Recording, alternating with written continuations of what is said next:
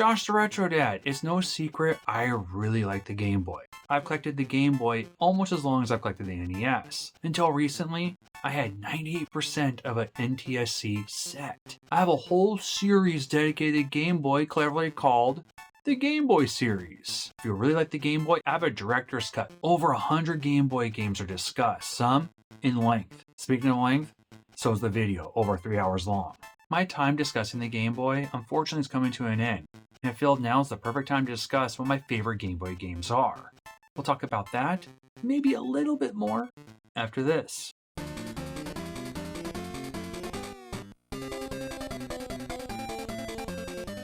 If you want more gaming and collecting content, don't forget to subscribe to stay in the know. Let's start with the bonus. Bonus. Tetris, the original game bundled with the Game Boy in 1989.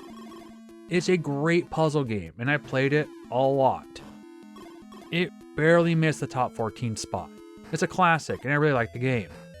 Played it a lot. I think a lot of us did. Number 14. It's Gradius, but called Nemesis on the original Game Boy, at least here in North America. Nemesis is a space shoot-'em-upper. Released in 1990 by Konami, it's a fun, challenging shooter. I feel this is a great game on the original Game Boy. Plays really well. It's tough, but a lot of fun. I'll pin this at number 13. Number 13. WWF Superstars was published by LJN and released in 1991. It features 5 of the best WWF superstars of the early 90s. It's a simple button masher, but I like it. It's not the best game on the Game Boy. It's not the best wrestling game ever made either, but it has a soft spot in my heart. It was one of the first Game Boy games I got to experience. I was a fan of WWF wrestling at the time as well. Like I mentioned before, it's a basic game. I played a bunch of times. It was one of the first games I got when I finally got my Game Boy in the 90s. Love the theme song of the wrestlers, although my biggest complaint would be the $1 Million theme song. It isn't in the game. What you gonna do?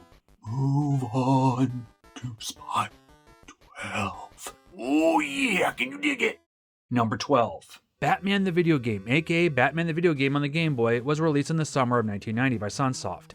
There are platforming levels, boss fights, and even shooter levels. Graphics are nice for an early Game Boy game. They are tiny though. I just really enjoyed this game. It's fun and challenging, a great Batman game. Just a great game overall. Number 11. DuckTales, developed and published by Capcom. Released originally on the NES in 1989, the Game Boy would get a port in 1990. DuckTales on the Game Boy is just a smaller, slightly trimmed down version from the NES. You can still pogo hop and collect priceless gems to your greedy heart's content. It's really good port on the Game Boy and a blast to play on the go, or on the Super Game Boy, how I play my original Game Boy games. The music is awesome. All I can say is a fantastic Game Boy game. DuckTales, woo-hoo! Number 10. Teenage Mutant Ninja Turtles, Fall of the Foot Clan. Takes the number 10 spot. TMNT Fall of the Foot Clan is an excellent video game. This too is a 1990 release. Again by Konami, or Ultra. The sprites are big and only a few can be on the screen at a single time. But that doesn't bother me. It doesn't take away the enjoyment I have for this game. It's a simple Turtles game, but a lot of fun. The graphics are good. The music too. Number 9. Felix the Cat is an excellent platformer. Released in 1993 by Hudson, it's basically a port of the 1992 NES game. Like DuckTales, it's a slimmed down version. Felix is on a mission to save his girlfriend. Felix the Cat is a platformer with power-ups. You can build up your power-ups if you get hit once taken away. The game plays excellently. It has smooth controls. Felix the Cat, at least at the time of making this video, is valued higher on the Game Boy than the NES. The NES versions are worth about $100, and the Game Boy port is $120. Just some side information for you. Overall, it's an awesome Game Boy game. It's so much fun, one of the reasons in my top 10. Number 8. Operation C is the first Contra game to be featured on the Game Boy. Operation C, or Operation Contra, was released in 1990 by Konami, or Ultra. Like Contra or Super C on the NES, it's a run and gunner. The graphics, the gameplay, the sound design are very similar to the other 8-bit games on the NES. So are the tunes. It's just a blast to play. The side-scrolling levels and top-down levels, it reminds me of a lot of Super C on the NES. It's not just a fun Contra game, it's a fun Game Boy title. That's one reason why I love it. Number 7. He is the terror that flaps in the night. He is the Q-tip and light rubbing alcohol that you use to clean your Game Boy cartridges. He is Dark Wayne Duck, and he's on the Game Boy. Darkwing Duck is fantastic. Like two other games on this list, it's a port of an existing NES title. Game Boy's Darkwing Duck was released in 1993, a year after the NES version. It's trimmed down but plays well. The game is a lot of fun. The graphics are amazing on this port. The soundtrack is great. I said this before about the NES version of DW, but it's just as true, if not even more true on the Game Boy. It isn't talked about nearly as much as other Disney games like DuckTales, which is a real shame because it's freaking Darkwing Duck. I just love this game on Nintendo's portable system. I'm a fan of the original cartoon, and I'm a fan of the Game Boy game as well. I want to play it right now just talking about it. Let's get dangerous. Number 6. Kid Dracula.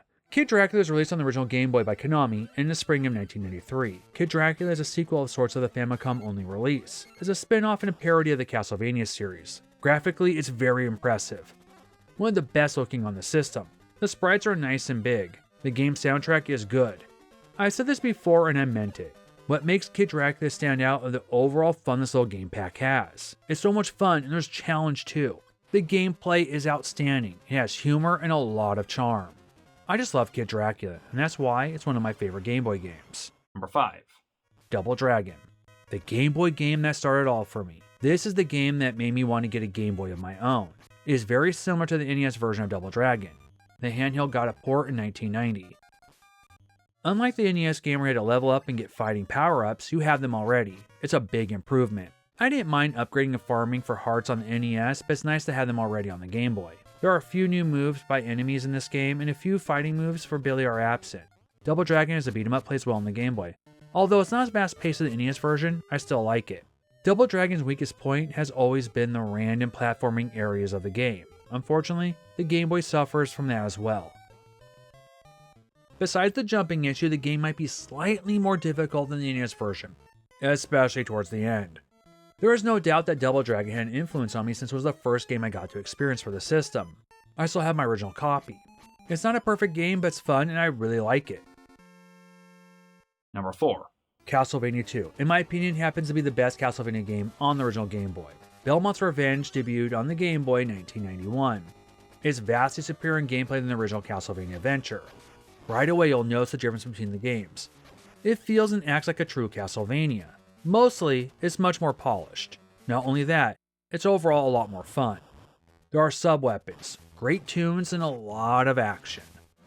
The gameplay is nearly even, still, it has plenty of challenge. It's in my top 5 Game Boy games for a reason, because it's such a great game. Number 3. Mega Man 5 is my third favorite game on the Game Boy. Mega Man 5 was released on the Game Boy in 1994. Unlike the previous games from the Game Boy line, it doesn't have Robot Masters from any pre-existing Mega Man game from the NES. The story and Robot Masters are all unique to Mega Man 5. Mega Man must fight powerful Robot Masters called Star Droids. These robots are so strong that Mega Man's Mega Buster has no effect. Dr. Light creates a new weapon called the Mega Arm. It can be upgraded to grab items or attack enemies over and over again. I walked into a GameStop between 97 and 2000, and I found Mega Man 5 in one of their cases. I didn't know that game existed at the time. I already owned Dr. Light's Revenge, Mega Man 2 for the Game Boy. And I saw Mega Man 5, I bought it right then and there. I thought it was going to be like those other games, half from one game, half from another. It wasn't! I have so many fond memories of playing this on trips like car rides or going to the beach. A side note, I've owned 2 copies. Current copy and the one I've owned before that one. I only sold it because I thought I was going to get the Mega Man Anniversary Collection for the Game Boy Advance. That, unfortunately, never happened. At least I got another copy before the prices went sky high. Mega Man 5. It's such a great Mega Man and Game Boy game. 2. Kirby's Dream Land. Kirby is a blast. It's such a great game. Kirby's Dream Land was released for the Game Boy in 1992. Unlike in Kirby's Adventure, Kirby cannot copy enemy abilities. You can shoot them back at enemies or just eat them. Kirby is so much fun. I have countless members playing this. It's one of the best Game Boy games for a reason. It's my second favorite original Game Boy game. Only one outranks it. And I feel it's the best Game Boy game, period. Before we go into number 1, here are some honorable mentions. Honorable mention.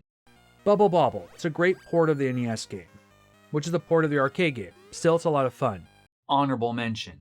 Gargoyle's Quest. It's a terrific game. Released in 1990, it's Firebrand's first solo adventure.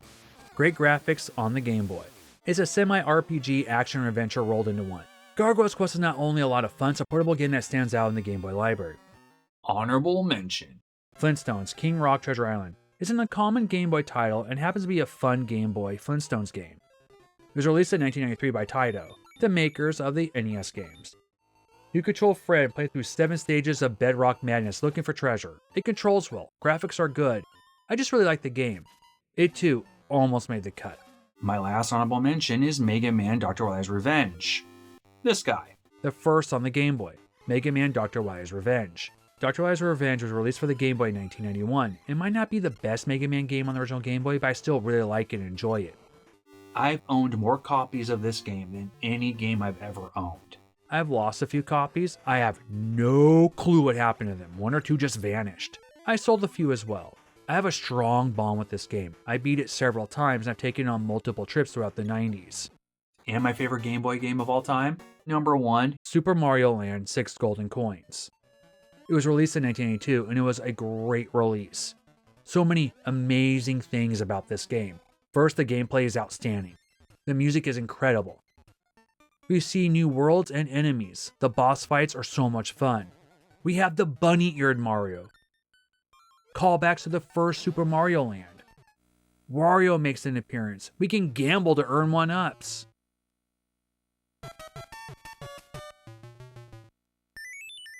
Did I mention the game is great? Well, it is. This is another game I have so many memories playing on beach trips or car rides. 6 Golden Coins also happens to be my favorite Mario game as well. Well, that was my 14 favorite games, a bonus and a few honorable mentions. What games are on your list? Did any of mine make your cut? Well, comment what your favorite games are below. I'll make sure I respond back to you. Well, guys, thank you so much again for watching this episode. I really appreciate it.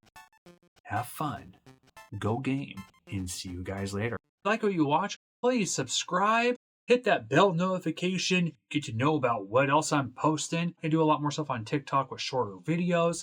Please sub, follow, like, comment, and see you later.